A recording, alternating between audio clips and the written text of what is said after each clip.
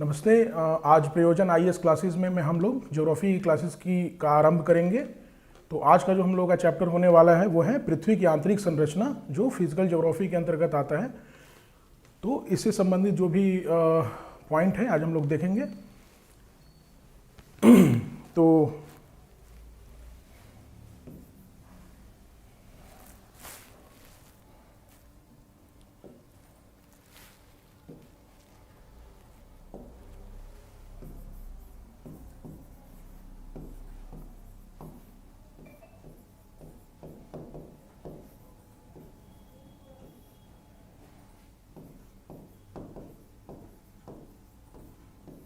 पृथ्वी की आंतरिक संरचना या interior of the earth English में।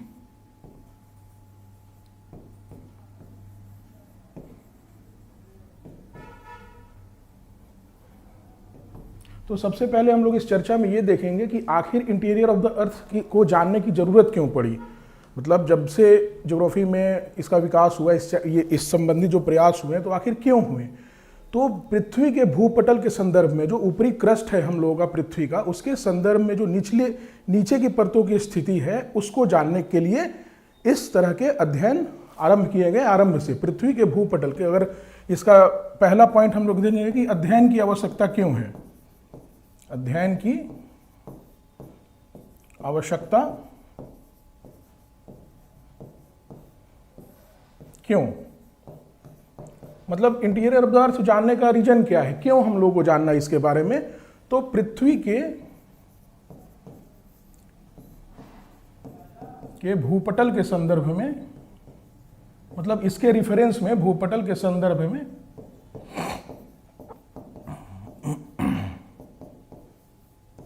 निचली परतों की स्थिति, निचली परतों की जो स्थिति है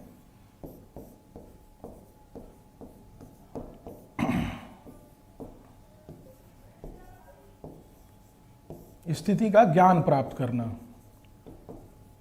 ठीक है।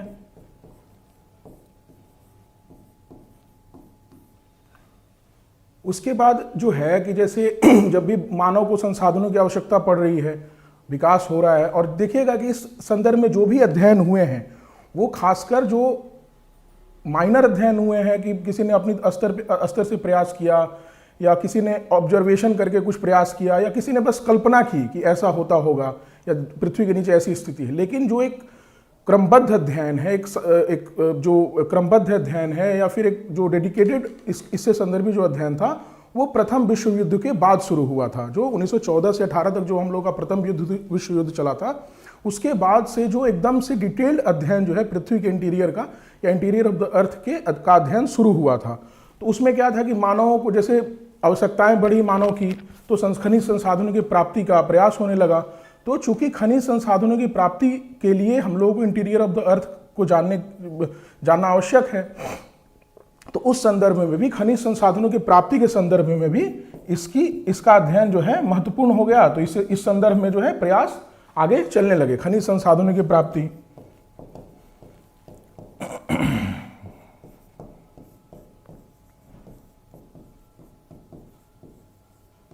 खनिज संसाधनों की प्राप्ति। अब क्या है कि इसमें जो है वो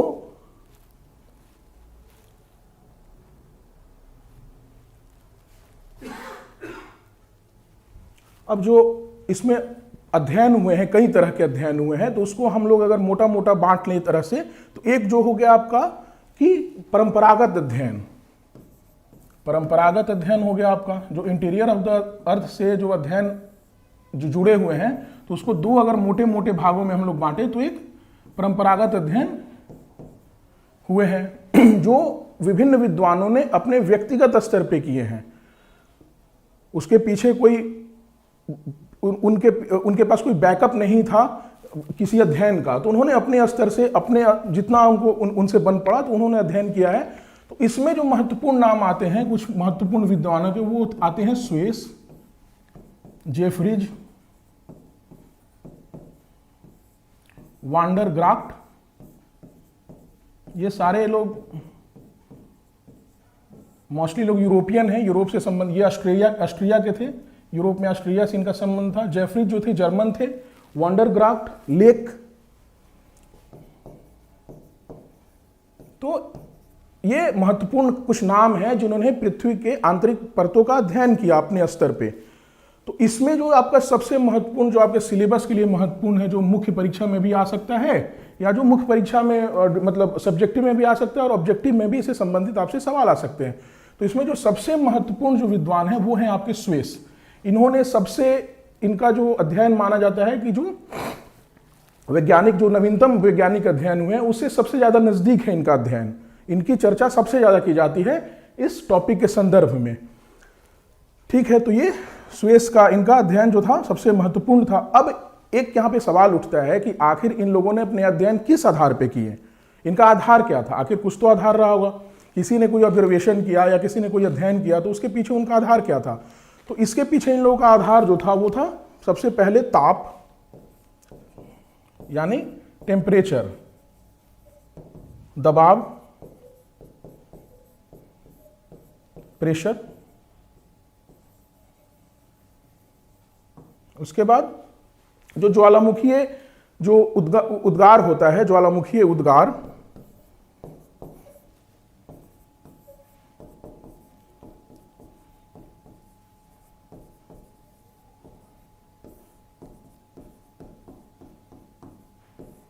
ठीक है।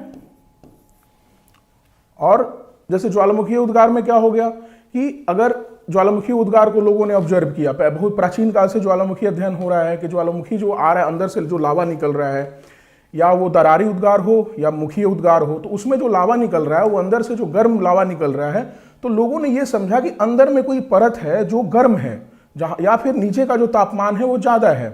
तो इससे क्या हुआ कि लोगों को ये लगा कि जो ऊपरी तापमान है, जो पृथ्वी के ऊपरी परतों का तापमान है, उससे जो नीचे का जो तापमान है वो ज्यादा है।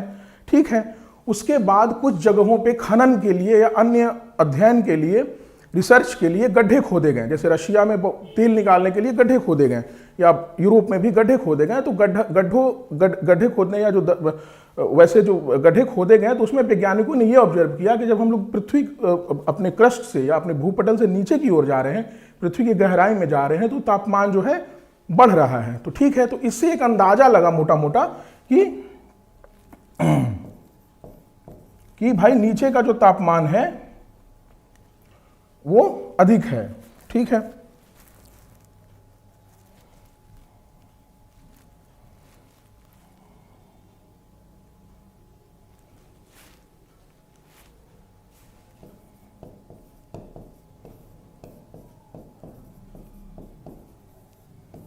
बढ़ती गहराई के साथ होने वाले परिवर्तन, बढ़ती गहराई के साथ होने वाले परिवर्तन। तो इन आधारों पे जो जितने भी ये पहले के विद्वान थे जिन्होंने अध्ययन किया पृथ्वी के इंटीरियर ऑफ द अर्थ का, तो इन लोगों ने इस आधार पे कि ताप के आधार पे, दबाव के आधार पे या ज्वालामुखी उद्गार के आधार पे और बढ़ती गहराई के साथ जो होने वाले परिवर्तन है, ये इन लोगों का मुख्य जो इनका जो अध्ययन का जो आधार था वो ये मुख्य आधार था। ठीक है, तो अब हम लोग क्या करेंगे, ये आप जैसे मान लीजिए कि कहीं चर्चा हुई तो इसका आप लोग ये लिख देंगे, इसका आंसर में इसको करेंगे कि भाई इन लोगों का अध्ययन का आधार क्या था। पहली बात कि इसमें अगर डिटेल क्वेश्चन आ भी रहा है आप लोगों के मुख्य परीक्षा में, तो इसी से आएगा। ये बाकी लोग इतने इंपॉर्टेंट नहीं है, तो आप लोग खाली क्या करेंगे, इनके नाम का मेंशन कर देंगे। अगर उत्तर दे रहे हैं तो इनके नाम का मेंशन करना है। इसको डिटेल में कभी इसका जो वो प्रश्न नहीं आने वाला है, इसी से आएगा, स्वेस से आने वाला है इसका जो ये होगा। ठीक है, तो अब हम लोग आगे चलेंगे और देखेंगे कि स्वेस ने जो अध्ययन किया इंटीरियर ऑफ द अर्थ का, वो किस तरह से उन्होंने इस चीज को परत है उसको कैसे समझाया है, या उसको कैसे उसका ये किया है, उसका वर्णन किया है। ठीक है, तो अब हम लोग स्वेस को डिटेल में समझेंगे। ये एक ऑस्ट्रियन भूगोलवेत्ता थे।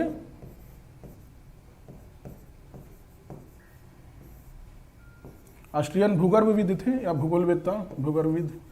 उस समय क्या होता था कि भूगर्भविद और भूगोलवेत्ता का जो अध्ययन का जो क्षेत्र है वो बिल्कुल अलग अलग नहीं था। जो भूगोलवेत्ता होता था वो भूगर्भविद भी होता था, और जो भूगर्भविद होता था भूगोलवेत्ता भी होता था। दोनों का जो अध्ययन का क्षेत्र था वो आपस में मिला हुआ था। तो इन्होंने क्या किया कि 3 परतों में आपकी पृथ्वी के जो इंटीरियर ऑफ अर्थ है उसको विभक्त किया। ठीक है, तो वो कौन कौन से थे? सियाल, सीमा और नीफे। सियाल, दूसरे में आ गया आपका सीमा और नीफे। ठीक है, 3 परत हो गई इसकी पृथ्वी की। इन्होंने ये अपना जो अध्ययन किया उसमें 3 परतों में पृथ्वी के जो इंटीरियर ऑफ द अर्थ है उसको बांटा। ठीक है, तो इसमें क्या किया, इसको पहले समझिए कि सियाल नाम क्यों रखा गया? SIAL, सियाल। उसके बाद SIMA, सीमा, और NIFE, नीफे। ठीक है, तो ये जो 2 तत्वों पृथ्वी का जो निर्माण हुआ है, पृथ्वी तो उसमें कई तत्वों की भूमिका है, तो इसमें कुछ जो महत्वपूर्ण तथ्य है उसमें वो आता है सिलिका और एल्युमिनियम। सीमा का जो निर्माण हुआ है वो हुआ है सिलिका और मैग्नीशियम से, और जो नीफे परत का निर्माण हुआ, जो सबसे निचली परत है, उसका निर्माण हुआ है निकेल और फेरस से। तो आप लोग इसको याद रखिए कि इसको आप लोग इसकी चर्चा करेंगे आप लोग कि सियाल की किसकी? सिलिका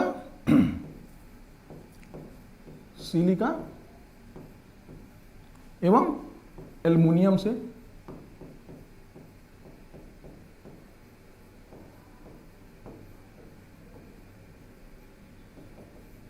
ये हो गया आपका सिलिका एवं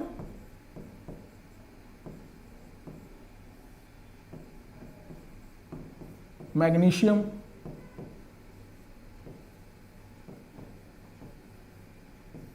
और ये हो गया आपका निकेल। निकेल एक धातु होती है, एवं फेरस। फेरस जो होता है वो लोहे का ही एक रूप होता है, फेरस। तो इस तरह क्या हुआ कि ये 3 परतों का उन्होंने 3 परतों की चर्चा की, और इन परतों का निर्माण किस तत्वों से हुआ है उसकी चर्चा की उन्होंने। ठीक है, तो इस प्रकार इसका नामकरण जो हुआ है वो कैसे हुआ है इसको आप लोग देख लीजिए। ठीक है, उसके बाद हम लोग चर्चा करेंगे कि सियाल परत की। सियाल परत,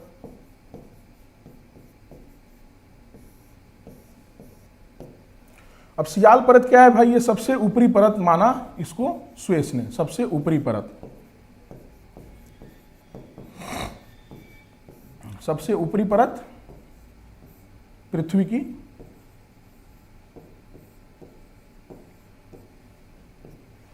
ठीक है, चूंकि ये परत जो है वायुमंडल के संपर्क में रह रही है, तो इसकी ऊर्जा का जो है क्षय होता है हमेशा। इसका जो तापमान होता है वो कम होता है। क्यों होता है? क्योंकि ये वायुमंडल के संपर्क में रहती है, सबसे ऊपरी परत है, तो इसका क्या होगा? ऊर्जा का क्षय हो रहा है। वायुमंडलीय संपर्क के कारण इसकी ऊर्जा का क्षय होता है। वायुमंडलीय संपर्क के कारण।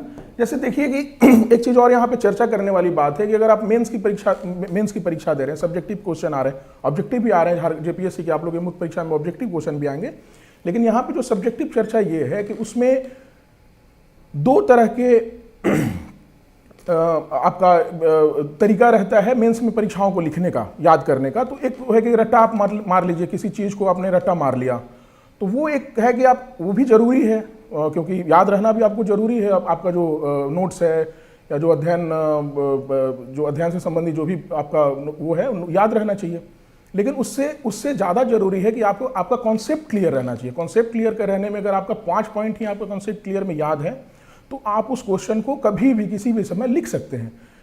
रटने के साथ ये समस्या है कि अगर वो गलती से भूल गया वो, तो फिर आपकी कलम जो है रुक जाएगी एग्जाम में, और वो फिर आगे बढ़ेगी ही नहीं।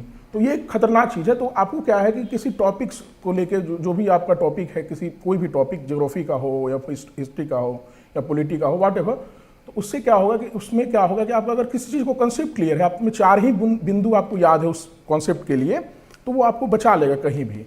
तो ये आपको एक ध्यान रखने वाली बात है। तो यहाँ पे हम लोग धीरे धीरे करके पॉइंट वाइज समझ लेंगे।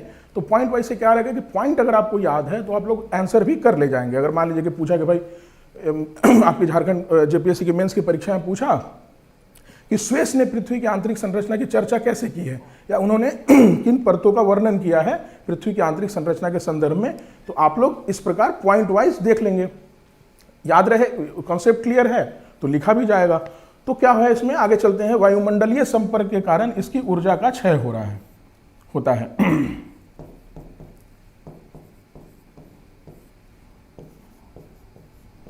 इस परत की ऊर्जा का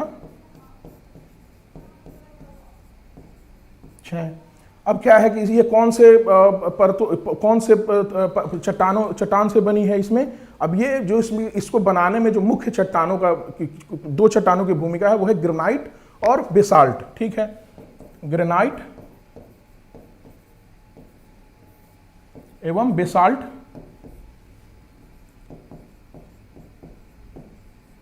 बसाल्ट से निर्मित है ये। अब यहां पे चर्चा के संदर्भ में ये आ गया कि ग्रेनाइट और बेसाल्ट जो है आग्नेय चट्टान है। ठीक है, तीन प्रकार की चट्टानें होती हैं, जैसे आप लोगों को मालूम होगा कि आग्नेय, अवसादी और रूपांतरित। तो ये आग्नेय चट्टान है, ग्रेनाइट और बेसाल्ट दोनों। अब ग्रेनाइट का क्या है भाई, ग्रेनाइट और बेसाल्ट दोनों आग्नेय चट्टान है, तो अंतर कैसे हो गया। तो ग्रेनाइट जो है वो धीरे धीरे ठंडा हुआ है। ठीक है, पृथ्वी की परतों में धीरे धीरे ठंडा होता है। अगर तो उसमें आपका क्या है कि उसमें दाने बनते हैं, या उसमें जो उसमें दानों का निर्माण होता है, या क्रिस्टल्स का निर्माण होता है। तो ग्रेनाइट एक हल्की चट्टान है आग्नेय चट्टान, लेकिन हल्की चट्टान है थोड़ा सा वजन में। और बसाल्ट जो है वो जल्दी से ठंडा होता है। कोई ऐसा नीचे की परतों में भी है, मान लीजिए समुद्री भाग के संपर्क में आ गई आग्नेय जो ज्वालामुखी उद्गार है, वो समुद्री भागों में संपर्क में आ जाएगी तो तुरंत ठंडी हो जाएगी। तो उससे क्या होगा कि बसाल्ट का निर्माण होगा मुख्य रूप से। उसमें क्या है, क्रिस्टल्स का निर्माण नहीं होता है। आप देखिएगा कि जैसे बसाल्ट कहाँ मिलेगा आपको, कोई भी ऐसा मंदिर या ऐसा किला जो मराठों ने बनवाया हो, तो काले पत्थरों से वहाँ, चूंकि महाराष्ट्र के पठार पे बसाल्ट की प्रधानता है। दक्कन ट्रैप आपने लोगों ने पढ़ा होगा, तो दक्कन ट्रैप किस चीज़ से बना हुआ है, बसाल्ट से बना हुआ है। तो वहाँ से वो लोग बसाल्ट को काट के लाते थे और अपने किले या मंदिर या जो भी बनवाते हैं। तो आप जब साउथ में जाइएगा महाराष्ट्र में, या फिर जैसे अगर आप लोगों को पता होगा कि जो गया का जो विष्णुपद मंदिर है, अहिल्याबाई द्वारा बनवाया हुआ, वो भी बसाल्ट चट्टानों से बनवाया हुआ है। बसाल्ट का उन लोगों ने अपने स्थापत्य में बहुत ये किया है, उसका यूज किया है। और ग्रेनाइट जो है ये भी आग्नेय चट्टान है। तो ये जो परत है आपकी सियाल, वो ग्रेनाइट और बसाल्ट से निर्मित है। ठीक है, अब इसमें जो अगला बिंदु आता है कि इसमें है कि महाद्वीपों की संरचना जो है, महाद्वीपों की रचना इसी सियाल से मानी जाती है। ये परत जो है महाद्वीपों की रचना इससे हुई है। ये पूरी तरह से ये सही नहीं है, लेकिन ये ऐसा स्वेस ने माना था।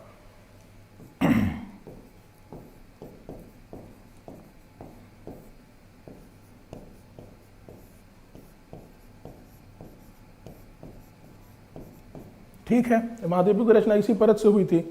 अब इसका घनत्व तो कितना है भाई, घनत्व तो है 2.7 से 2.9 तक। घनत्व तो इसका कम है क्योंकि ऊपरी परत है। ठीक है, अब यहां पे एक चीज देखने वाली बात है कि इसमें घनत्व जैसे 2.7 से 2.9 तक आपका बताया स्वेस ने कि सियाल का घनत्व ये है। एग्जाम में लिखते समय इन सब चीज़ों पे भी ध्यान देने की जरूरत है कि जैसे नंबर कोई चीज़ है कि जैसे में नंबर है, ये सामान्य रूप से ऐसा होता है, हमेशा नहीं। कुछ लोग याद कर लेते हैं, लेकिन मैं एक जनरल बात बता रहा हूँ कि नंबर याद नहीं है। तो अब मान लीजिए कि आप घनत्व इसका भूल गए कि 2.7 से 2.9 वाला पॉइंट इसका भूल गए, क्या करेंगे आप कि आप एक तुलनात्मक जानकारी इसके संदर्भ में रखना है आपको कि भाई ऊपरी परत का जो है घनत्व कम है। तो आप इसको क्या करेंगे कि ऐसे लिखेंगे कि जो सियाल का जो घनत्व है वो निचले परतों से कम है। अगर मान लीजिए ये पॉइंट भूल गए आप, ठीक है, याद हो गया तो बहुत अच्छी बात है। लेकिन अगर मान लीजिए नहीं याद रहा, नंबर भूल जाते हैं, पॉइंट कोई भूल गया, तो आप इसीलिए बोलता है कि कंसेप्ट बिल्डिंग पे ज़्यादा ध्यान दीजिए। इसका जो घनत्व है 2.7 2.9 तक है। अगर हम लोग फिर नीचे की परतियों की ओर जाएंगे तो उसका घनत्व ज़्यादा हो जाएगा ऑटोमेटिकली। तो फिर इससे एक तुलनात्मक अध्ययन ये आप याद रखिए कि आप लिख दीजिएगा एग्जाम में कि भाई सियाल का जो घनत्व है नीचे पर तो सीमा और नीचे से वो ज़्यादा है। ठीक है, तो उम्मीद है कि आपको ये समझ में आ गया होगा। अब हम लोग फिर आगे चलते हैं किस परत की ओर, सीमा की ओर। जो दूसरा स्वेस ने जो दूसरी परत बनाई थी वो थी सीमा। चर्चा हो गई थी कि सीमा कौन, सिलिका और मैग्नीशियम की प्रधानता थी। ठीक है, तो ये भी लिख लेते हैं हम लोग।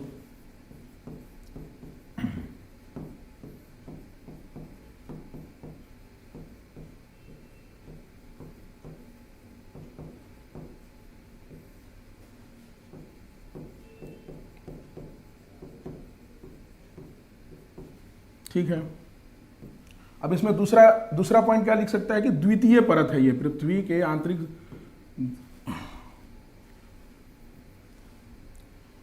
पृथ्वी के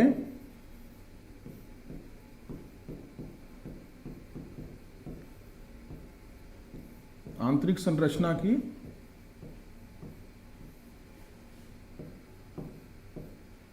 द्वितीय परत। ठीक है भाई, तो ये बता देंगे कि किस तत्व से इसका निर्माण हुआ है और इसकी जो ये पृथ्वी की आंतरिक संरचना की द्वितीय परत है। ठीक है, अब इसका औसत घनत्व तो क्या है, तो देखिए औसत घनत्व तो इसका बढ़ जाएगा।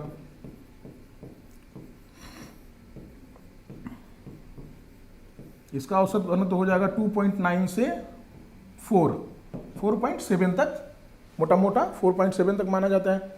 अब इसकी गहराई कितनी है भाई, गहराई जो है 1000 से 2000 मीटर तक है। इसमें क्षारीय पदार्थों की अधिकता है। ठीक है,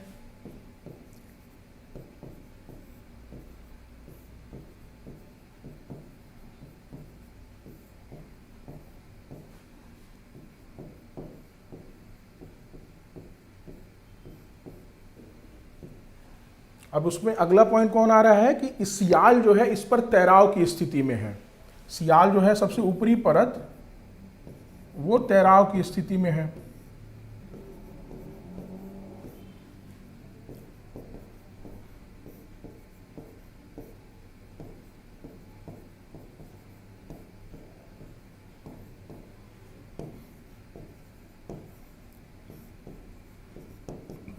अब भाई तैराव की स्थिति में क्यों है, यहां पे ये समझने वाली बात है कि तैराव की स्थिति में क्यों है।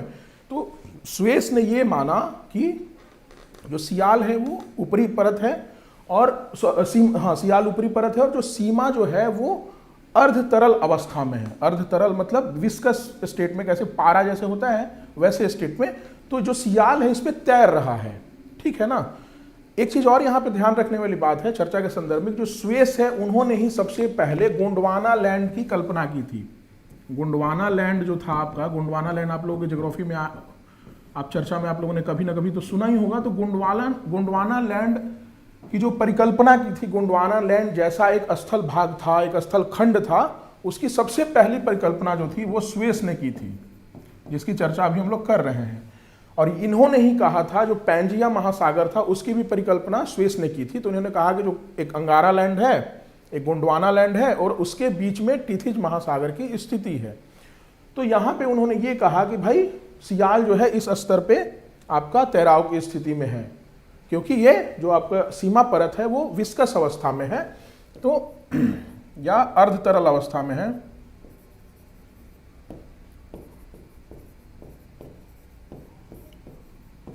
ठीक है, इसमें क्षारीय पदार्थों की अधिकता है, औसत घनत्व तो जान लिए। तो ये 4 पॉइंट आपके हो गए। फिर अब हम लोग अगले परत की ओर चलेंगे, वो है आपका कौन, नीफे। ठीक है, 3। तो ये क्या है, इसकी सबसे निचली परत है, पृथ्वी के आंतरिक संरचना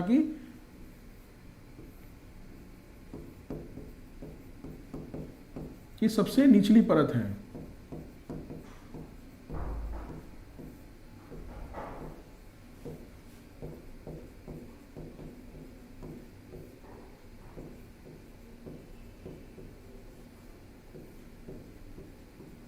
ठीक है, निर्माण किससे हुआ है, ऊपर चर्चा हुई है। निर्माण इसका किसका हुआ है, निकेल और फेरस से।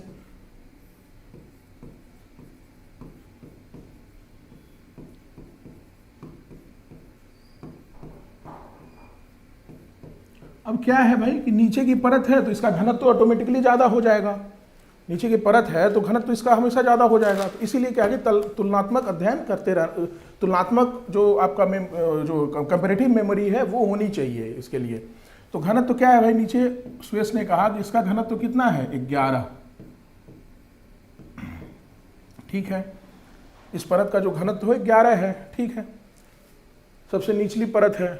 और ये जो है एक यहाँ पे यह कहा गया कि तापमान जो है, जैसे नीचे जाने पे एक सामान्य ऑब्जर्वेशन है कि नीचे जाने पे तापमान बढ़ रहा है। ठीक है, तो तापमान नीचे जाने पे बढ़ रहा है लेकिन वो एक लिमिट तक ही बढ़ता है, उसके बाद वो बंद हो जाए, ये कम, उसके बाद वो उसकी जो बढ़ना है तापमान का वो कम हो जाएगा। ठीक है, तो इस प्रकार यहाँ पे ये कंफ्यूजन बना रहा सुएज के दिमाग में कि ये आखिर किस स्थिति में है, अर्ध तरल अवस्था में है या कैसे, चूंकि तापमान बढ़ेगा तो गर्म होगा तो ये तरल अवस्था में आ जाएगी, लेकिन ये तरल अवस्था में है नहीं, जैसा हम लोग आगे चल के अभी पढ़ेंगे।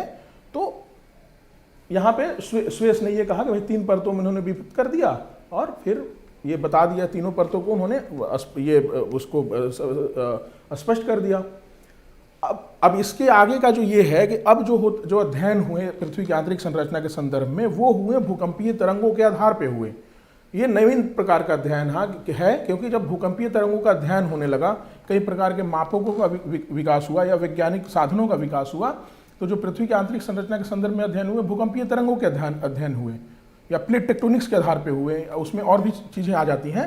तो यहाँ से जो अगला अध्ययन शुरू हुआ वो सामूहिक अध्ययन है, वो व्यक्तिगत अध्ययन आपका नहीं है। तो उसमें क्या है, अगला जो बिंदु है इसमें भूकंपीय तरंगों के आधार पर अध्ययन हुआ। वो पहले जो थे वो परंपरागत अध्ययन थे, ये क्या है, भूकंपीय तरंगों के आधार पर अध्ययन।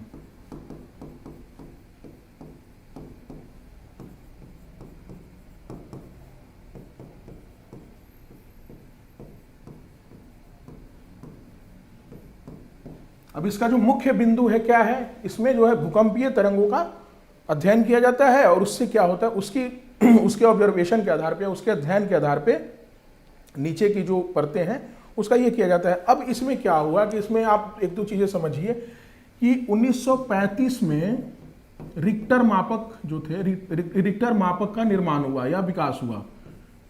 रिक्टर मापक क्यों यूज किया जाता है, भूकंपीय तरंगों को नापने में इसका यूज किया जाता है।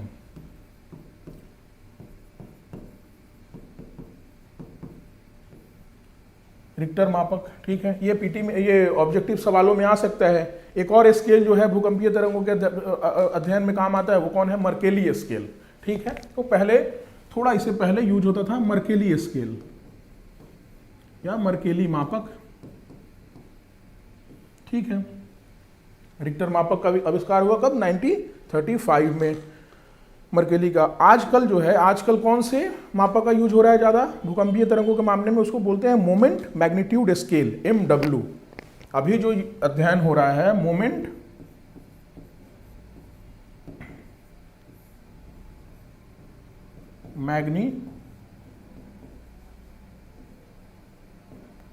मैग्नीट्यूड स्केल, ये अभी वर्तमान में भूकंपीय तरंगों के अध्ययन में काम आता है। इसको शॉर्ट में MW लिखते हैं, ठीक है। तो ये बहुत की चर्चा कि भाई 1935 में रिक्टर मापक का आविष्कार हुआ और उससे पहले जो था मर्केली मापक का यूज होता था भूकंपीय तरंगों के अध्ययन में। उसके बाद क्या हुआ कि अभी जो वर्तमान में जो अध्ययन हो रहे हैं या जो भूकंपीय तरंगों के अध्ययन में यूज किया जा रहा है जिस मापक का, उसको बोलते हैं मोमेंट मैग्नीट्यूड स्केल, ठीक है। तो अध्ययन शुरू हुआ भाई। तो अध्ययन के बाद ये पता चला कि 3 तरह की तरंगे हैं भूकंपीय तरंगे, ठीक है। तो उसमें मुख्य तरंगे कौन सी हैं, P, S और L। इसका नाम दिया गया P, S और L, और इन्हीं तरंगों के जो गति है उसके आधार पे 2 और उप विभाजन किए गए, इसका PG और SG।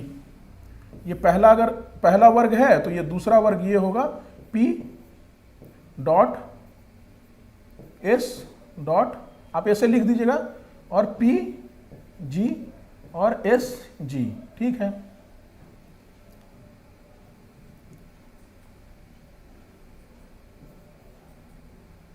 ठीक है, PG और SG।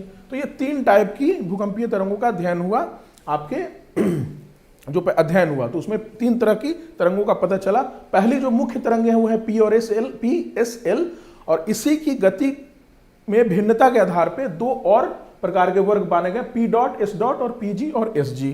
अब ठीक है, तो अब हम लोग P, S और L को समझेंगे कि भाई ये तरंगों की विशेषताएं क्या है, इन तरंगों का ये क्या विशेषताएं हैं, ठीक है। तो सबसे पहले हम लोग यहाँ पे चलेंगे P तरंगों पे, ठीक है, क्योंकि जब तक हम लोग भूकंपीय तरंगों को नहीं समझेंगे, हम लोग इसकी चर्चा अत्यधिक ज्यादा विस्तार से हम लोग करेंगे जब भूकंप का हम लोग अध्ययन करेंगे, भूकंप वाले चैप्टर का, अर्थक्वेक वाले चैप्टर का, तो उस समय इसका हम लोग इसको ज्यादा डिटेल में देखेंगे। लेकिन अभी हम लोग देख रहे हैं इसको P तरंगे, ठीक है। तो ये पी है प्राइमरी, ठीक है, इसको प्राइमरी तरंगे कहा जाता है या पी तरंगे, इसको प्राथमिक तरंगे भी कहते हैं, ठीक है ना, प्राइमरी। तो ये क्या है, ये ध्वनि तरंगों के समान होती है, ठीक है, इसकी जो विशेषताएं हैं वो ध्वनि तरंगों से मिलती हैं।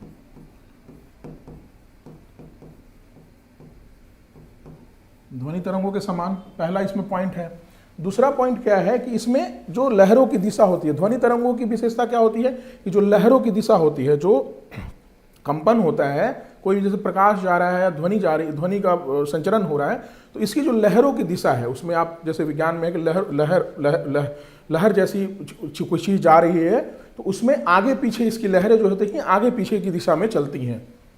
जो लहरों की दिशा है वो आगे पीछे की ओर,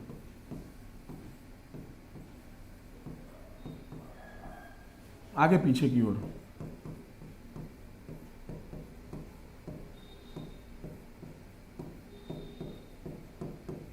तो कैसे इसको समझेंगे, कैसे कि जैसे एक लहर ऐसे यहां पे कंपन हुआ, फिर ऐसे, फिर ऐसे, फिर ऐसे, सॉरी ऐसे, फिर ऐसे, मतलब आगे पीछे की ओर जा रही है, इसीलिए इसको अनुदैर्घ्य तरंगे कहते हैं। आप ध्यान दीजिए, एग्जाम में आ सकता है कि भाई जो पी तरंगे हैं वो अनुदैर्घ्य तरंगे हैं। इसमें तीसरा जो पानी से अनुदैर्घ्य तरंगे कहते हैं।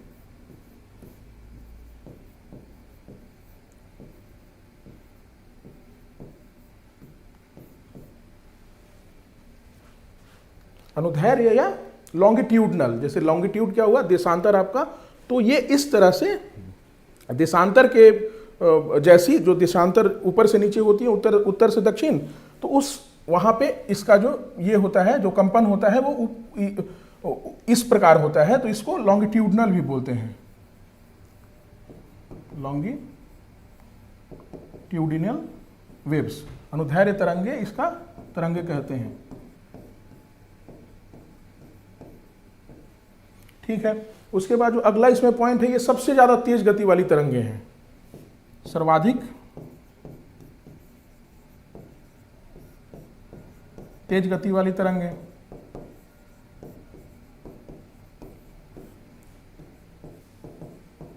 तो ये जो सर्वाधिक तेज गति वाली तरंगे हैं, तो ये क्या होगा, ये सबसे पहले पृथ्वी के तल पे पहुंचती है। एक चीज गौर करिएगा, यहाँ पे एक चीज और चर्चा वाली बात है कि आपका जो जैसे ये पृथ्वी का भूपटल है और ये केंद्र है जहां से भूकंपीय तरंगों का उद्गम हो रहा है, तो जब तक ये पृथ्वी के भूपटल पे नहीं पहुंचती हैं तब तक पता नहीं चलता है कि पी है कि एस है कि एल है।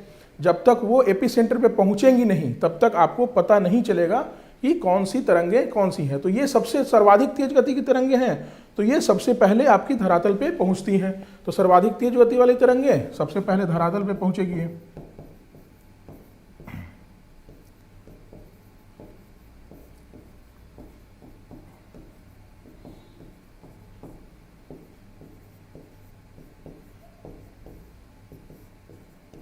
ठीक है, अब इसमें क्या है कि ये इसका एक और क्या है कि तरल भागों में क्षीण हो जाती है। इसके साथ एक सबसे अच्छी इसकी एक विशेषता क्या है कि जिस चीज का घनत्व तो सबसे ज्यादा होगा, जिस चीज का घनत्व तो ज्यादा है उसमें ज्यादा स्पीड से जाएगी।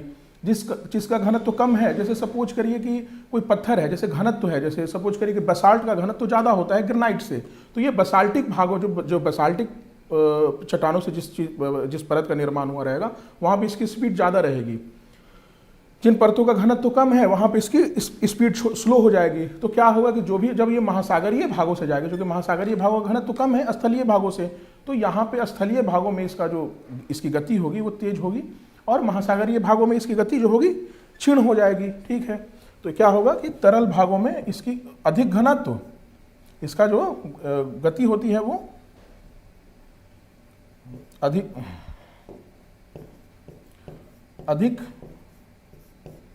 घनत्व, इसकी गति जो होगी पी की अधिक गति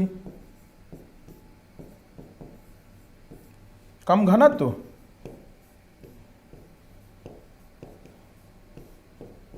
तो कम गति। ठीक है, तो सीधी सी बात है। अब जो इसमें आ गया पी तरंगों को हम लोग समझ लिया कि भाई ध्वनि तरंगों के समान है, प्राइमरी तरंगे हैं। इसकी गति, हाँ इसकी एक पॉइंट और रहा कि स्पीड कितनी होती है। तो 8 से 14 किलोमीटर प्रति सेकंड की रफ्तार से इसकी गति है। 8 to 14 किलोमीटर प्रति सेकंड, ठीक है, इसकी गति है।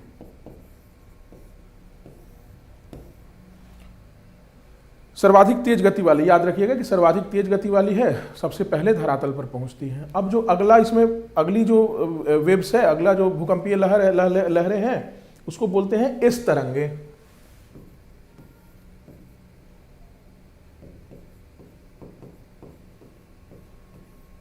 ठीक है, तो इसका एक ये देखिए कि इसका नाम है एस, तो ये याद रखिएगा कि ये है क्या, द्वितीयक लहरें, सेकेंडरी है, सेकेंडरी, द्वितीयक,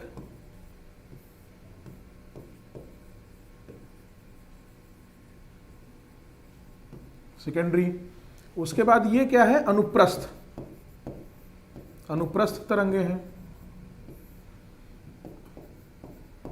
मतलब लैटिट्यूडनल।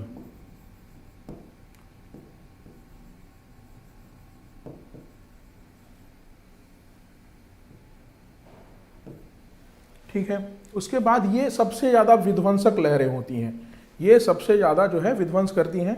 ठीक है, तो इसका क्या है कि जो संचरण वेग है, जो इसका वेग हो जाएगा वो कम हो जाएगा पी से, क्योंकि पी सबसे ज्यादा तेज है, तो इसका संचरण वेग कम। यहां पे फिर तुलना हो गई, संचरण वेग कम किससे, पी से। ठीक है, कितना है भाई, तो 5 से 6 किलोमीटर जो है इसकी जो रफ्तार होती है, 5 से लेके 6 किलोमीटर प्रति सेकंड इसकी रफ्तार है, प्रति सेकंड। ठीक है, अब इसमें जो दूसरा बिंदु क्या है कि ये प्रकाश तरंगों के समान होती है। जो पी लहरें होती हैं वो ध्वनि तरंगों के, जैसा हम लोगों ने पढ़ा कि वो ध्वनि तरंगों के समान होती है, ये प्रकाश तरंगों के समान होती हैं। ठीक है, प्रकाश तरंगों के समान।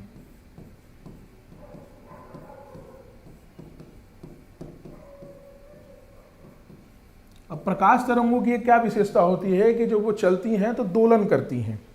कैसे करेंगी, ऐसे ऐसे। ठीक है, तो ये भी वैसे वैसे ही दोलन करती है। ठीक है, हिलती हुई जाती है, हिल रही है ये। सांप, याद रखिए कि एस से सांप।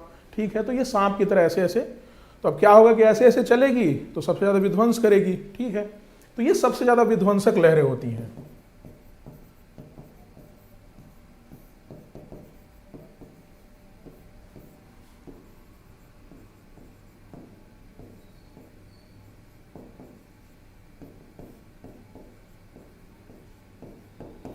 ठीक है भाई, सांप की तरह चल रही है, प्रकाश की, इस प्रकाश से इसकी तुलना हो रही है।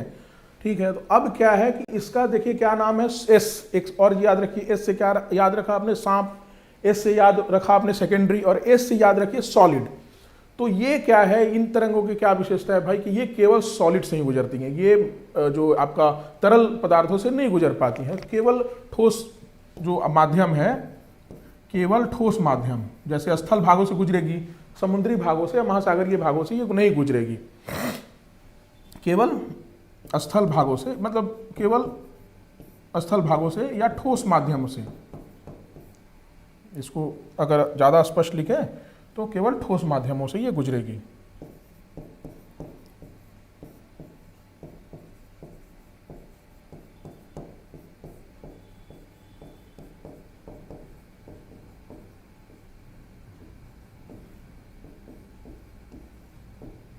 केवल ठोस माध्यमों से गुजरती है। ठीक है, तो ये क्या है कि भाई इसका ये द्वितीय लहरें हैं। एक बार अब हम लोग फिर आगे चलेंगे, ये इसकी 4 विशेषताएं हो गई। अब हम लोग आगे चलेंगे एल लहरों की तरफ कि भाई तीसरी जो लहरें हैं हमारी मुख्य, वो है एल वेव्स या एल लहरें।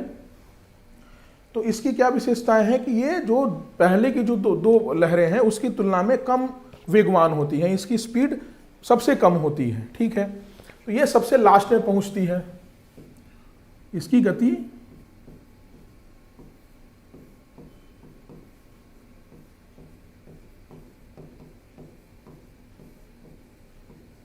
ये नाम है इसका लव, एल।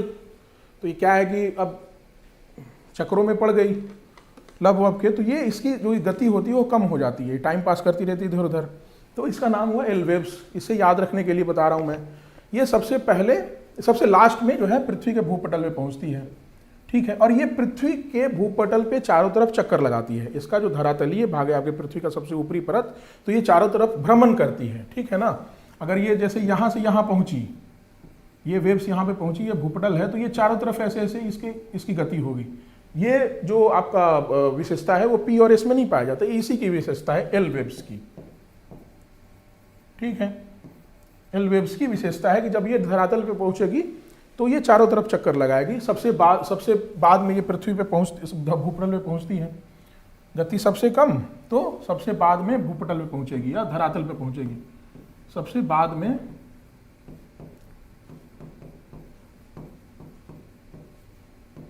धरातल पर पहुंचती है, ठीक है। अब इसकी जो तीसरी विशेषता क्या है कि ये जल से भी गुजर जाती है। इसकी एक खासियत होती है कि ये जल से भी, इसको एल से याद रखिए कि सब जगह जाने का इसको लाइसेंस है। लब से याद, 2 पॉइंट याद रखिए। लब से इसकी गति सबसे कम है, लव अफेयर के चक्कर में पड़ गई, इधर उधर टाइम पास किया। तो ये दूसरा ये कि लाइसेंस है इसको हर जगह जाने का, एल से, ठीक है। ये हर जगह जाती है, मतलब इसका स्थल, ठोस या अवस्था, ठोस माध्यम या तरल माध्यम, इससे इसको कोई फर्क नहीं है। ये सब जगह पे सारे माध्यमों से गुजरती है।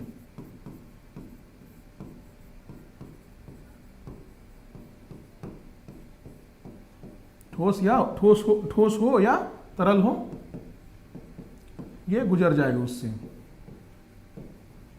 ठीक है। अब क्या है कि अधिक गहराई पर जाने पे जब ये इंटीरियर में जाती है, निकली इंटीरियर में गई तो ये लुप्त हो जाती है। अधिक गहराई पे जाने पे ये लुप्त हो जाती है।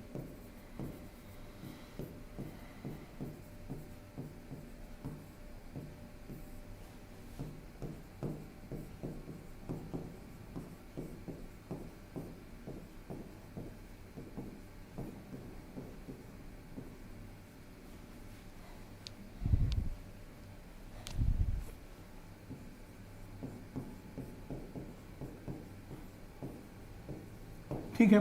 एक चीज यहाँ पे गौर करने वाली बात है कि ये चूंकि सबसे धरातल पे जाती है और धरातल के का चक्कर लगाती है, तो सबसे ज्यादा विनाश इस लहरों से होता है, ठीक है ना। सबसे ज्यादा विनाशकारी लहर है ये।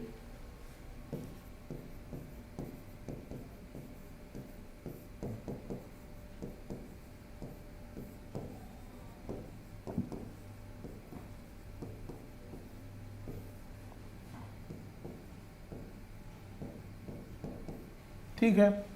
अब ये यहाँ पे ये चर्चा यहाँ पे खत्म हुई कि भाई 3 तरह की तरंगों का हम लोगों ने अध्ययन किया, जो मुख्य तरंगे हैं एस, पी, एस और एल।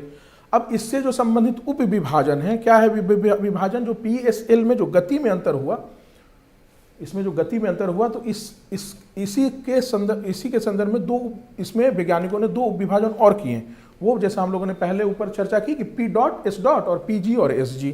तो इसको हम लोग संक्षेप में बस समझ लेंगे, लिखने के लिए प्रश्न आए तो इसमें आपको थोड़ी सी चर्चा कर देनी है इसकी, ये जानना बहुत महत्वपूर्ण नहीं है, ठीक है। तो इसमें जो दूसरा वर्ग है क्या है? पी डॉट और एस डॉट।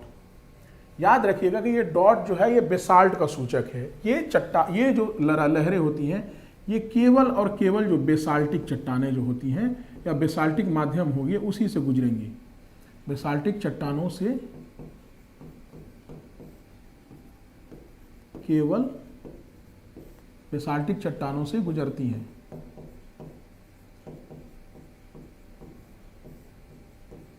ठीक है।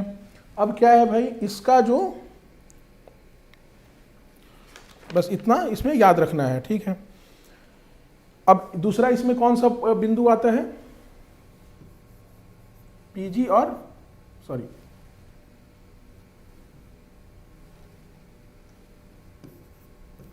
पीजी और एसजी। अब इसमें क्या है कि ये जी से क्या हो गया? ग्रेनाइट। ये केवल और केवल ग्रेनाइटिक माध्यम से गुजरती है। जो ग्रेनाइट चट्टानें होंगी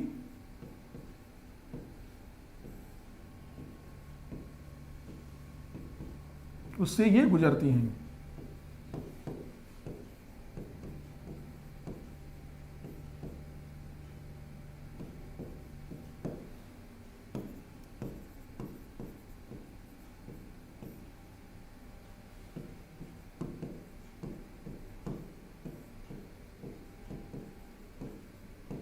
ठीक है, ये पॉइंट हुआ। अब क्या है कि ये P और S सेल के समान ही होती हैं, P और S के समान, लेकिन इसकी गति होती है कम। क्या होगा कि ये गति इसकी कम है, P और S के समान लेकिन गति कम, P और S के समान लेकिन गति कम।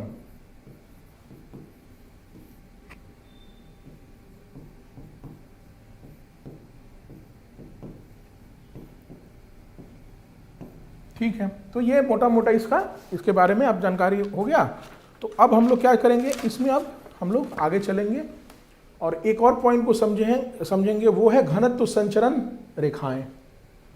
जब भूकंपीय तरंगे एक परत से दूसरी परत में जा रही हैं या एक माध्यम से दूसरे माध्यम में जा रही हैं तो उनकी गति में अंतर आ जाता है। क्यों अंतर आता है? क्योंकि चट्टानों के घनत्व में अंतर है। सपोज करिए कि जैसे स्वेस ने बताया, स्वेस के आधार पर ही समझे कि मान लीजिए कि ऊपरी परत को उन्होंने क्या कहा, सियाल, ठीक है ना, निचली परत को क्या कहा, सीमा। तो मान लीजिए कि भूकंपीय तरंगे इस परत से इस परत में जा रही हैं, जैसे सीमा से सियाल में जा रही हैं, ठीक है ना। तो यहाँ पे क्या है कि घनत्व में अंतर है। क्या पढ़ा था हम लोगों ने, 2.7 से 2.9।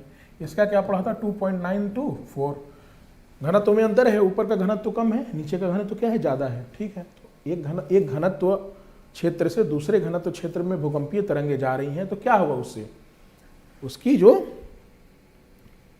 गति में परिवर्तन होगा, ठीक है। गति बढ़ जाती है, जैसे बी की गति कम हो जाएगी। क्यों?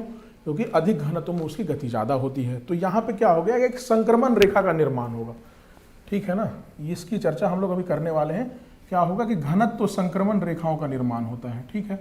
ये बहुत बार सवाल आता है, ये आपके प्रीलिम्स में भी आता है और चूंकि मुख्य परीक्षा में आपका ऑब्जेक्टिव क्वेश्चन भी है तो वहाँ पे भी ये आएगा, घनत्व संक्रमण रेखाएं।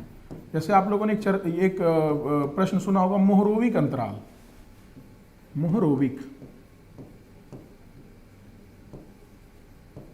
मोहरोविक रेखा या मोहरोविक अंतराल, ठीक है, या फिर रेपेटी अंतराल, रेपेटी रेखा या गुटेनबर्ग। ये पूछता है सवाल परीक्षाओं में, कई बार आ चुका है, या तो जीएस में कम बार पूछा गया है और ज्योग्राफी ऑप्शनल में पहले खूब पूछता था, ठीक है। तो ये क्या है, घनत्व संक्रमण रेखाएं क्या है, इसका परिचय हम लोग कैसे देंगे कि दो प्रकार के घनत्व की चट्टानों के मध्य में जो है स्पष्ट विभाजक रेखा है। क्या है? दो प्रकार के घनत्व, दो प्रकार के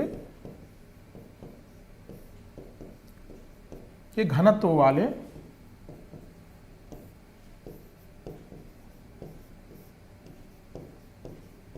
परतों के मध्य क्या है, दो प्रकार के घनत्व वाली चट्टानों या परतों के मध्य संक्रमण रेखाएं हैं ये।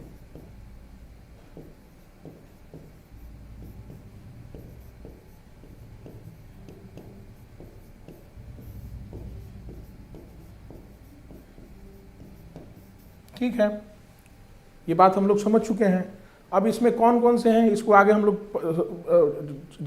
पृथ्वी की आंतरिक संरचना की चर्चा करते जाएंगे और समझते जाएंगे। तो अब हाँ, भूकंपीय तरंगों को हम लोगों ने समझ लिया। अब भाई क्या हुआ कि अगला बिंदु इसमें क्या आएगा कि भूकंपीय तरंगों के अध्ययन पे पृथ्वी की आंतरिक संरचना अब कैसे हम लोग समझेंगे।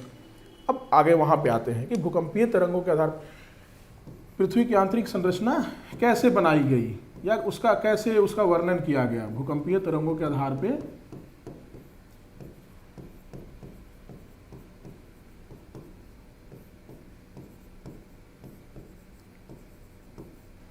पृथ्वी की आंतरिक संरचना। एक चीज गौर करिएगा कि जब भी आप लोगों की परीक्षा में आएगा कि पृथ्वी की आंतरिक संरचना का सीधा सवाल आ गया, कोई भी लाग लपेट के एक सीधा सवाल, पृथ्वी की आंतरिक संरचना का वर्णन करें, आप लोग इसी को लिखेंगे, स्वेस को नहीं लिखेंगे। आप लोग स्वेस का बस नाम बता देंगे और बता देंगे कि भाई उन्होंने सियाल, सीमा, नीफे में पृथ्वी को विभाजित किया है। बहुत खुश हो जाइए तो उसमें उसका डायग्राम बना दीजिए, बस इतना काफ़ी है, उसको ज़्यादा चर्चा जरूरी नहीं करेंगे। हाँ, अगर स्वेस पूछा है तब स्वेस की लंबी चर्चा करेंगे, लेकिन अगर केवल ये पूछा है कि पृथ्वी की आंतरिक संरचना की चर्चा करें तो हम लोग इसको लिखने वाले हैं, जो नवीन अध्ययन है उसी को हम लोग लिखेंगे। तो अब नवीन अध्ययन में क्या बांटा गया भाई कि 3 परतों में इसमें भी बांटा गया। स्वेस ने भी 3 परतों में बांटा था, इन्होंने भी 3 परतों में बांटा। तो सबसे पहला जो इसमें परत है वो है क्रस्ट, ठीक है। दूसरी परत जो है क्या है, वो मेंटल, और तीसरी परत क्या है, वो है क्रोड, ठीक है। क्रस्ट कैसे होता है, जैसे पिज्जा हो गया, केक हो गया या ब्रेड हो गया, तो ऊपर क्रस्ट बना होता है, तो उसी को क्रस्ट बोलते हैं। पृथ्वी की सबसे ऊपरी परत हो गई आपकी क्रस्ट, ठीक है। इसकी जो तुलना है वो हम लोग स्वेस के सियाल से कर सकते हैं, जो सिलिका और मैग्नीशियम से बनी हुई थी, ठीक है। और इसकी तुलना हम लोग क्या कर सकते हैं, सीमा से, और इसकी तुलना हम लोग क्या किससे कर सकते हैं, नीफे से, ठीक है। तो अब हम लोग क्या करेंगे, क्रस्ट, क्रस्ट हो गया आप क्रस्ट। तो बारी बारी से अब हम लोग हर परतों को समझेंगे, ठीक है। तो पहली जो परत है आपकी क्रस्ट, ठीक है ना। इसमें हम लोग एक डायग्राम बनाएंगे, ये डायग्राम बहुत जरूरी होता है, इसको हम लोग लास्ट में बना के समझेंगे। तो क्रस्ट क्या है भाई, ये सबसे ऊपरी परत है, सीधी सीधी बात है, सबसे ऊपरी परत है, सबसे ऊपरी परत। जैसे केक के ऊपर या ब्रेड के ऊपर होती है, वैसे सबसे ऊपरी परत है पृथ्वी की,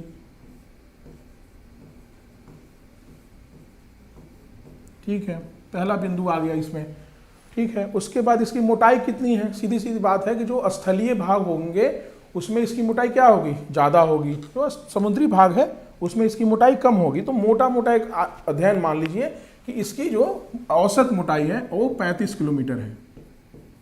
औसत जो इसकी मोटाई है वो 35 किलोमीटर है, कम ज़्यादा होती है, लेकिन औसत लिखना है आप लोगों को। औसत मोटाई कितनी, 35 किलोमीटर, नीचे नीचे की ओर, ठीक है। औसत मोटाई 35 किलोमीटर। इसमें घनत्व का जो अंतर होता है, उसमें ऊपरी क्रस्ट का घनत्व कितना है भाई, तो 2.8। ऊपरी क्रस्ट का जो घनत्व है 2.8 और निचली क्रस्ट का जो है कितना, 3। घनत्व जो है, इसका घनत्व जो है ऊपरी परत का कितना होगा, मतलब क्रस्ट की ऊपरी परत, क्रस्ट में भी हम लोग विभाजन कर रहे हैं, तो क्रस्ट की ऊपरी परत का घनत्व है 2.8 और निचली परत का कितना है, 3.0। अब ये अंतर क्यों है, दबाव के कारण। जो निचली परत है ऊपर से दबाव आ रहा है तो घनत्व बढ़ गया। किसी भी चीज पे अगर आप प्रेशर डालिए उसका घनत्व बढ़ जाएगा, ठीक है। अंतर, घनत्व में अंतर दबाव के कारण। अब यहाँ पे क्या है कि अब यहाँ पे जो हम लोगों ने घनत्व संक्रमण रेखाएं पढ़ा था, आप लोगों को याद इस चीज को याद रखिएगा कि ऊपरी और निचली क्रस्ट के मध्य में कोनार्ड असंबद्धता है। घनत्व संक्रमण रेखाओं को असंबद्धता बोलते हैं। जो ऊपरी क्रस्ट एवं निचली क्रस्ट के मध्य में, मैं एक फॉर्मूला भी बताऊंगा कि जिससे आप लोग जो ये घनत्व संक्रमण रेखाएं उसको आसानी से याद कर लेंगे। जब हम लोग भी थोड़ी देर में डायग्राम बनाएंगे तो हम लोग उसको आसानी से सब याद कर लेंगे, कभी भूलेंगे नहीं आप। अभी यहाँ पे बस हम लोग पॉइंट लिख रहे हैं और इसको समझते चलेंगे। निचली क्रस्ट के मध्य में क्या है, कोनार्ड असंबद्धता।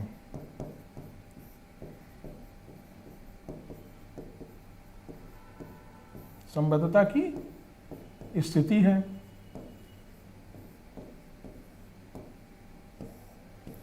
मेंस में जब भी आप लोग क्वेश्चन लिखिए, जितनी सरल भाषा और स्पष्ट भाषा में लिखेंगे उतने ज़्यादा नंबर आएंगे। ज़्यादा पांडित्यपूर्ण भाषा से कोई लाभ होता नहीं, वो भी खासकर जीएस के पेपर में। तो जितनी सरल भाषा हो आपकी, और चूंकि सरल भाषा रहेगी तो याद भी ज़्यादा दिन तक रहेगा और कॉन्सेप्ट भी क्लियर रहेगा, ठीक है। अब इसमें क्या और एक और चीज, अगला पॉइंट क्या है कि इसकी ऊपरी परत में जो है, ऊपरी परत में क्या होगा, भूकंपीय तरंगों की जो गति कम होगी कि ज्यादा होगी, कम होगी, क्योंकि जो घनत्व ज्यादा तो स्पीड ज्यादा, घनत्व कम तो स्पीड कम। तो क्या होगा, ऊपरी परत में भूकंपीय तरंगों की गति कम। ये पॉइंट है, इसको लिखते रहना, इसको लिखिएगा एग्जाम में आप लोग। भूकंपीय तरंगों की गति कम और निचली परत में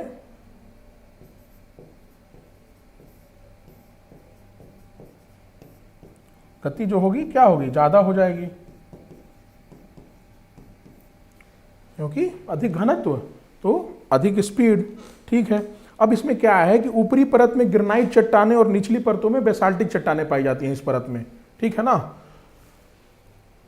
ऊपरी में ऊपरी भाग में ग्रेनाइट चट्टानें, ग्रेनाइट एवं निचले भाग में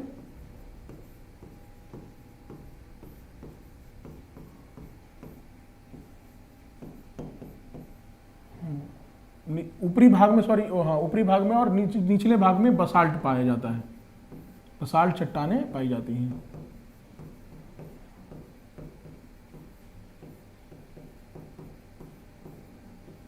ठीक है भाई, तो यहाँ पे हम लोगों ने अभी थोड़ी देर पहले समझा कि जो ग्रेनाइट चट्टानें निचले भाग में होती हैं तो उसमें जो है दानों का निर्माण होता है या आपका क्रिस्टल्स का निर्माण होता है, और बेसाल्ट में क्रिस्टल का निर्माण नहीं होता है। ठीक है, तो यहाँ पे तो ये उल्टी बात हम लोग बता रहे हैं। तो इसमें क्या है कि आप देखिएगा कि निचले भाग में बसाल्ट चट्टानें क्यों पाई जा रही हैं, क्योंकि वहाँ पे समुद्रीय भाग है, तो जो भी लावा उद्गार होगा समुद्री भाग के संपर्क में आते ही वो जो लावा जो मैग्मा है आपका तुरंत ठंडा हो जाएगा।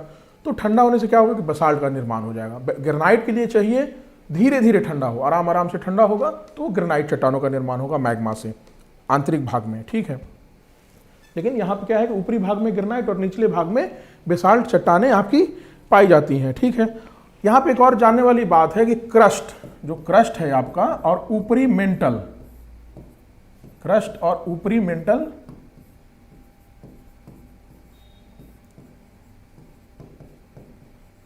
मिलकर जो है क्या बनाती हैं, एक परत का निर्माण करती हैं, उसको बोलते हैं लिथोस्फेयर। एग्जाम में आया है, आएगा भी, इसको लिथोस्फेयर किससे बना, क्रस्ट एवं ऊपरी मेंटल जो मिलकर बनाती हैं आपका वो लिथोस्फेयर। उसका क्या है, जिसकी मोटाई महाद्वीपों में महासागरों में अलग अलग होती है। सिंपली ऊपर की परत है, ये मोटाई क्या होगी इसकी महासागरों और महाद्वीपों में अलग अलग होगी, ये याद रखिएगा। तो ये हो गया पॉइंट। अब हम लोग दूसरे परत पे आएंगे, वो है आपका मेंटल। जो नीचे का परत है, क्रस्ट के नीचे की परत है जो है उसको मेंटल कहेंगे हम लोग। ठीक है ना, उसकी तुलना जो है हम लोग जो स्वेस वाले सीमा से करेंगे उस संदर्भ में। तो जो दूसरी परत है आपकी क्या हो गई, मेंटल। ठीक है, ये दूसरी परत है। तो क्या है, इसमें भूकंपीय लहरों की गति में वृद्धि होती है। दूसरी परत है, ये याद रखिएगा। द्वितीय परत भूकंपीय लहरों की गति में वृद्धि होगी इसमें। अब जैसे यहाँ पे ये स्पष्ट हो क्या रहा है ना कि भाई भूकंपीय तरंगों का अध्ययन हुआ, तो परतों में कैसे हम लोगों ने वहाँ पे उस अध्ययन से कैसे पृथ्वी के इंटीरियर का ये हुआ, जो उससे संदर्भ में निष्कर्ष निकले। तो वैज्ञानिकों ने ये देखा कि यहाँ पे भाई भूकंपीय जो तरंगे हैं उसकी गति ज़्यादा हो जा रही है, तो ये माना गया कि यहाँ पे एक नया स्तर शुरू हो गया। तो यहाँ पे क्या है, भूकंपीय तरंगों की गति में वृद्धि,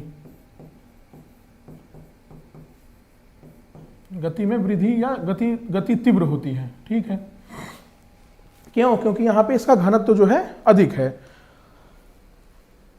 यहाँ पे एक और चर्चा वाली बात है कि क्रस्ट और मेंटल के बीच में एक असंबद्धता है, जो बहुत बार परीक्षा में तो उसको बोलते हैं मोहरोविक संक्रमण रेखा या मोहरोविक असंबद्धता या मोहरोविक डिसकंटिन्यूटी। ठीक है, मोहरोविक असंबद्धता। तो क्या है भाई, क्रस्ट और मेंटल के मध्य में क्या है,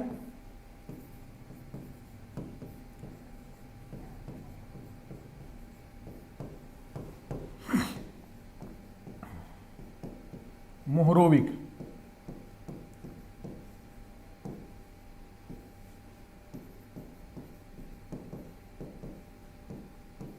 मोहरोविक असंबद्धता। ठीक है ना, ऊपरी क्रस्ट और निचली क्रस्ट के मध्य में क्या था, कोनार्ड असंबद्धता। अब यहां पे इसकी मोटाई कितनी है मेंटल की, तो मोहरोविक असंबद्धता से 2900 किलोमीटर। किससे, मोहरोविक असंबद्धता से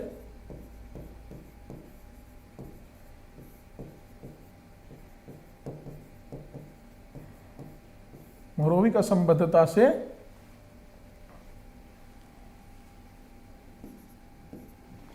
2900 किलोमीटर जो है इसकी गहराई है, और ये पृथ्वी के कुल आयतन का 83% और कुल द्रव्यमान का 68% है। सारे पॉइंट याद नहीं रहे तो मोटा मोटा जो आपको याद रखते रहना, ये नहीं कि सारे पॉइंट बताए गए हैं, कॉन्सेप्ट समझना है। कॉन्सेप्ट समझ जाइएगा तो 5 पॉइंट 6 पॉइंट हमेशा याद रहेगा ही रहेगा। तो यहाँ पे क्या है, इसमें अगला पॉइंट क्या है कि इसके पृथ्वी के कुल आयतन का कितना,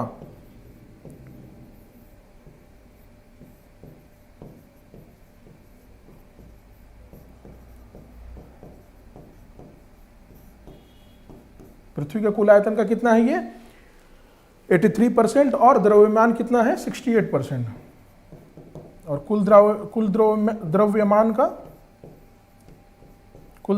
का 68%। ये प्रीलिम्स में, ये ऑब्जेक्टिव में आ सकता है, प्रीलिम्स में आ सकता है, तो इसको याद रखेंगे आप लोग, ठीक है। 83 और कुल द्रव्यमान का ये है। अब इसमें क्या है कि ये ज्वालामुखी क्रिया का मुख्य स्रोत है, जो ये परत है ये ज्वालामुखी क्रिया का मुख्य स्रोत है। जितनी भी ज्वालामुखी क्रियाएं हो रही हैं जिसमें मैग्मा का उद्गार हो रहा है, मैग्मा का जो उद्गम है वो कहाँ होता है, मेंटल में होता है। मेंटल परत में ज्वालामुखी उद्गार का मूल केंद्र है वो, ठीक है ना, ज्वालामुखी उद्गार का मूल स्थान।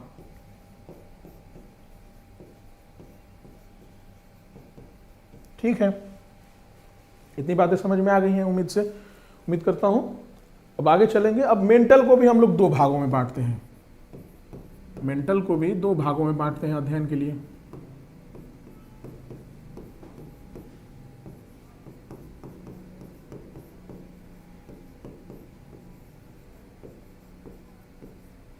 अब इसमें क्या है भाई, ऊपरी मेंटल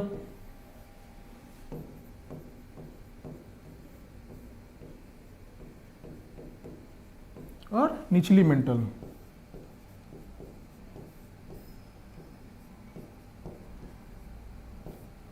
ठीक है, तो ऊपरी मेंटल की क्या विशेषता रहेगी, इसकी गहराई कितनी है, 35 किलोमीटर। क्योंकि 35 किलोमीटर किसकी गहराई है, क्रस्ट की, तो 35 से लेके 700 किलोमीटर तक इसकी गहराई होगी।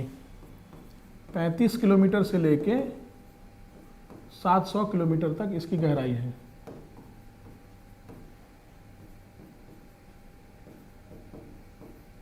ठीक है, ज्वालामुखी क्रिया जो हम लोगों ने पढ़ा, तो बेसिकली क्या है कि ये उसका मुख्य जो ऊपरी मेंटल होता है, वो ज्वालामुखी जो उद्गार होते हैं वहीं इसका, यहाँ जो ऊपरी मेंटल है उसका मूल स्थान होता है। ठीक है ना, इसको क्या बोलते हैं, एक वर्ड आएगा आप लोगों की परीक्षा में, स्टेनोस्फीयर। लिथोस्फीयर हम लोगों ने पढ़ा, ये वर्ड आएगा स्टेनोस्फीयर। ऊपरी मेंटल को ही हम लोग स्टेनोस्फीयर भी बोलते हैं।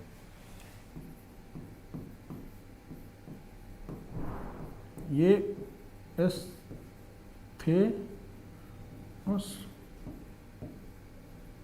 इसी को स्टेनोस्फीयर भी कहते हैं। ठीक है ना, इसको क्या है, इसको ग्रीक वर्ड है, इसको क्या बोलते हैं, दुर्बल मंडल। हिंदी में इसको बोलते हैं दुर्बल मंडल। अभी दुर्बल मंडल क्यों है भाई, क्योंकि जितनी ज्वालामुखी क्रियाएं हो रही हैं वो यहाँ से हो रही हैं, दुर्बल है, इसका ताप तुरंत पिघल के बाहर निकल आता है, तो इस वजह से इसको दुर्बल मंडल बोलते हैं। ज्वालामुखी क्रिया का मुख्य स्रोत है, ये भी लिख लीजिए।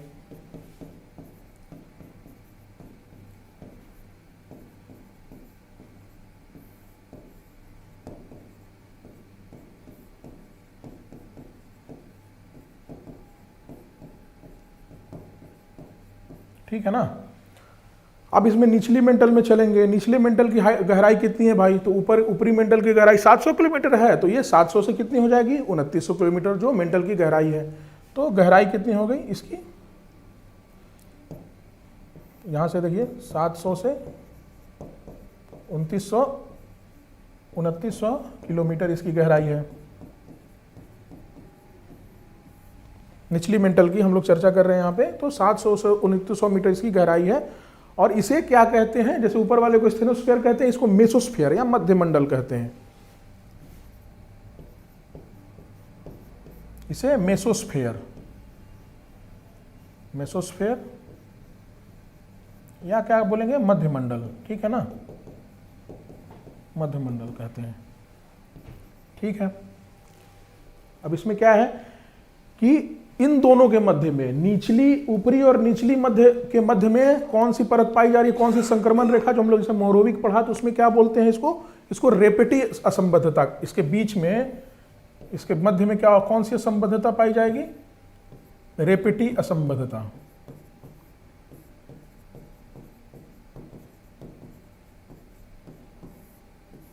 इसके मध्य में रेपेटी असंबद्धता कहां पे पाई जाएगी, ऊपरी मेंटल और निचली मेंटल के मध्य, ऊपरी मेंटल और निचली मेंटल के मध्य में।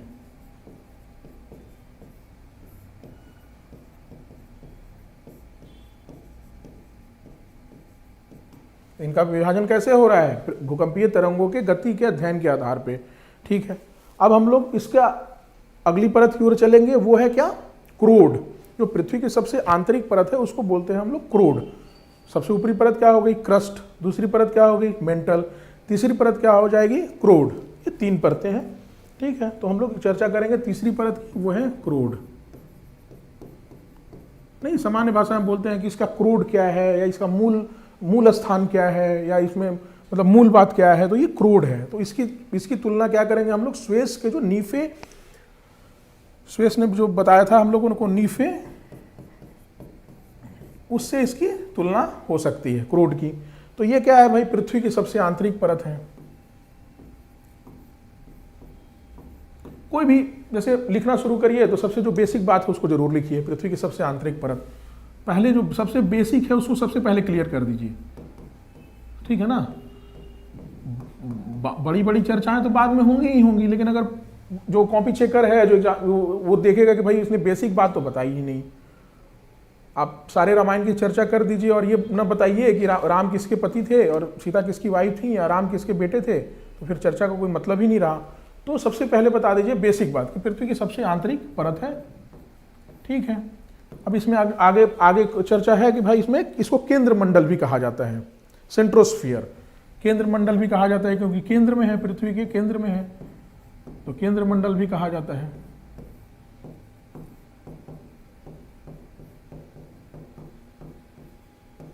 ठीक है। उसके बाद क्या है कि यहां पे क्या है, एक अध्ययन में बिंदु निकल के सामने आया कि मेंटल से क्रोड में जाते समय पी तरंगों की गति तेज हो गई। मेंटल से क्रोड में जाते समय पी तरंगों की गति तेज हो गई, तो इससे क्या निष्कर्ष निकला कि इसका घनत्व तो होगा ज्यादा, इसका घनत्व तो सबसे ज्यादा है।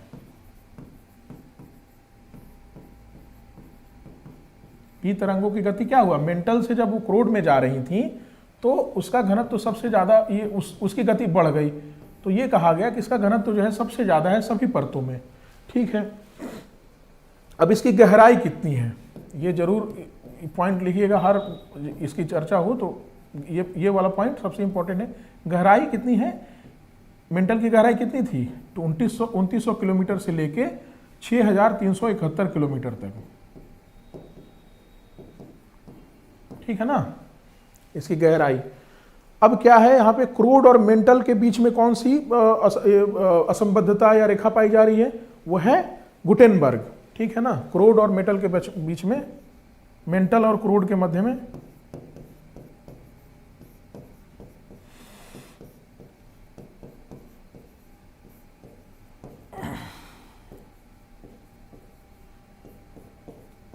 गुटेनबर्ग असंबद्धता।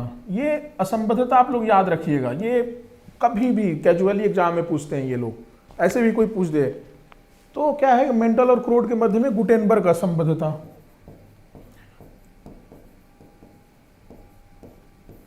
ठीक है। गुटेनबर्ग, मोहरोविक आप लोगों ने पढ़ ही लिया, रेपिटी पढ़ ही लिया। अब इसमें ठीक है, तो गुटेनबर्ग असंबद्धता है, कितने पॉइंट हो गए, 5 पॉइंट हो गए आपके। अब इसमें क्या है कि पृथ्वी के कुल द्रव्यमान का, कुल आयतन का 16%, कुल आयतन का कितना है, पृथ्वी के कुल आयतन का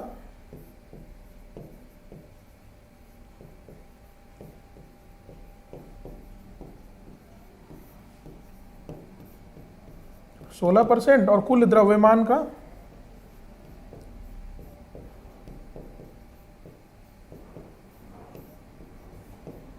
32%, ठीक है ना। अब देखिए यहाँ पे कि आयतन तो इसका 16% है, द्रव्यमान है इसका 32%, ज़्यादा है। क्यों, आयतन की तुलना में मेंटल के साथ भी ज़्यादा, लेकिन मेंटल का जो वो था वो कम था। यहाँ पे 16% इसका आयतन है और द्रव्यमान 32%। इससे क्या निष्कर्ष निकल रहा है कि इसके जो निर्माण हुआ इस परत का वो भारी तत्वों से हुआ है। किससे हुआ है, निकेल और निकेल और फेरस से, जैसा हम लोगों को स्विस बता के पहले भी चले गए हैं, ठीक है। अब इसमें क्या है कि एक पॉइंट यहाँ पे ये है कि बाह्य अंतरतम में जो इसमें क्रोड में एस तरंगे नहीं घुसती हैं, इसमें एस तरंगे इस परत में नहीं जाती हैं, इस परत में एस तरंगे नहीं जाती हैं। एस तरंगे क्यों भाई, एस तरंगों के बारे में हम लोगों ने क्या पढ़ा था कि एस तरंगे जो है एस से केवल सॉलिड में जाती हैं, सॉलिड में जाती हैं। तो भाई ये यानी सॉलिड नहीं है क्रोड, सॉलिड क्यों नहीं है, इसको तो सॉलिड होना चाहिए, घनत्व तो बहुत ज्यादा है, इसको तो सॉलिड होना चाहिए। लेकिन तापमान भी बहुत ज़्यादा है यहाँ पे नीचे में, तो ये अर्ध तरल अवस्था में। अभी निष्कर्ष, अभी भी अध्ययन हो रहे हैं इस संदर्भ में, तो जो मोटा मोटा इसमें निष्कर्ष है कि अर्ध तरल अवस्था में है, ठीक है ना। पूरी तरह तरल भी नहीं है, पूरी तरह से ठोस भी नहीं है, अर्ध तरल विस्कस अवस्था में है। विस्कस अवस्था में क्या होगा कि ये इसमें इस तरंगें नहीं जा रही हैं, तो ये अर्ध तरल अवस्था में इसको माना गया। अर्ध तरल अवस्था में हम लोगों ने स्वेस में भी ये पढ़ा था, ठीक है ना। क्यों भाई? क्योंकि तापमान तो है वहां पे ज्यादा, इस हिसाब से वहां पे तरल होना चाहिए इसको, लेकिन क्या है कि ऊपरी दबाव भी है, तो दबाव के कारण क्या है कि ये ठोस रहने पे मजबूर है, ये ठोस अवस्था में है, ठीक है। तो यहाँ पे हम लोग की चर्चा जो पृथ्वी की आंतरिक संरचना के संदर्भ में है वो समाप्त हो गई, लेकिन हम लोग एक डायग्राम से इसको, डायग्राम के माध्यम से इसको लास्ट में समझ लेंगे, ठीक है। तो ये डायग्राम आप लोग जरूर से जरूर बनाइएगा जब ये इस टॉपिक की चर्चा हो या इस टॉपिक से संबंधित कोई भी प्रश्न है। तो एक सिंपल सा डायग्राम है, ये क्रस्ट हो गया, ये आपका मेंटल हो गया, और ये ऊपर का जो है क्रस्ट हो गया, ये क्रस्ट हो गया आपका, ये आपका मेंटल हो गया, ठीक है ना। ये आपका क्रोड हो गया। अब इसमें क्या है कि बस में इसमें आप इस डायग्राम में आपको क्या करना है कि इसकी गहराई बता देनी है, इसकी 35 किलोमीटर, ठीक है ना। किसकी? क्रोड की गहराई। मेंटल की गहराई कितनी है भाई? तो 2900 किलोमीटर, ठीक है, मेंटल की गहराई हो गई। क्रोड की गहराई अंतिम में कितनी है? 6371 किलोमीटर, ठीक है। ये बता दीजिएगा, ये बेसिक जरूर बता दीजिएगा, और आपको बताने का मन हो, समय हो, वहां पे इजाजत दे, तो इसके बीच की जो असंबद्धता है उसको जरूर आप लोग बता दीजिए कि इसमें मेहरोवी की असंबद्धता है।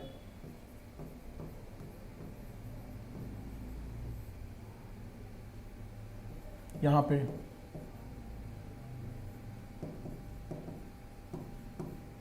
ठीक है ना, यहां पे गुटेनबर्ग असंबद्धता है,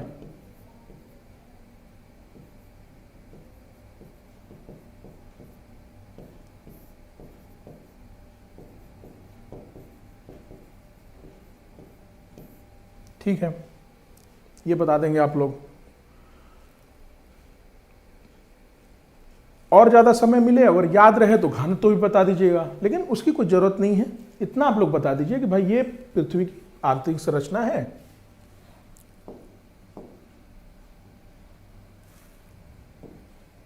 ये पृथ्वी की आंतरिक संरचना का डायग्राम आप लोग बना दीजिएगा।